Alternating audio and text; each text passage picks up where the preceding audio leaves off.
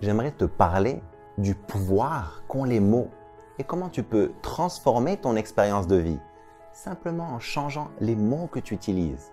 C'est sympa, c'est magnifique, c'est extraordinaire. Tu remarques la différence. Selon le mot que je vais utiliser, je vais ressentir une émotion ou une autre. C'est gênant, c'est terrible, c'est catastrophique, c'est dramatique. Est-ce que je vais ressentir la même chose? Bien sûr que non. Tu vas me dire, Halal, mais si c'est dramatique, c'est dramatique. En fait, non. Souvent, la situation est simplement gênante. Et comme on a l'habitude d'utiliser l'expression « c'est dramatique », on se met dans un état émotionnel dramatique et on provoque que la situation devienne dramatique, alors qu'initialement, la situation n'était que gênante. On ne se rend pas compte, mais on a tous des mots qu'on utilise habituellement. Et ces mots déterminent les émotions que l'on va ressentir au quotidien. Si tu te répètes très souvent « je suis fatigué, je suis fatigué, je suis fatigué », comment tu vas te sentir? Fatigué. Ce que je veux que tu comprennes, c'est que parfois, tu le dis et tu ne le penses même pas. Mais simplement le fait de le dire fait surgir la fatigue.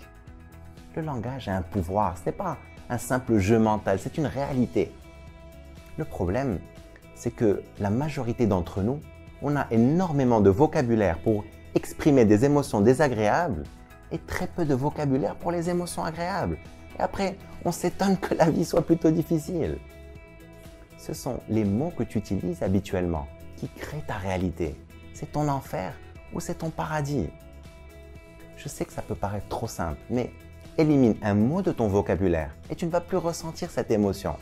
Arrête de te répéter que tu es angoissé et tu ne vas plus ressentir l'angoisse, ou du moins plus de la même manière.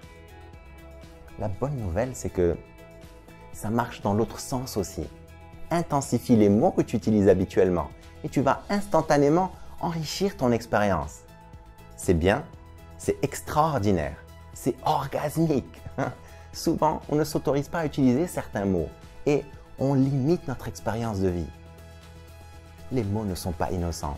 Choisis consciencieusement ton vocabulaire. Tu utilises tes mots pour te caresser ou pour te griffer. Tu parles problème ou tu parles opportunité. Tu utilises un vocabulaire de victime ou un vocabulaire de vainqueur. Change tes mots, change ta vie. Je t'encourage à vivre une vie extraordinaire. Vive el hayat.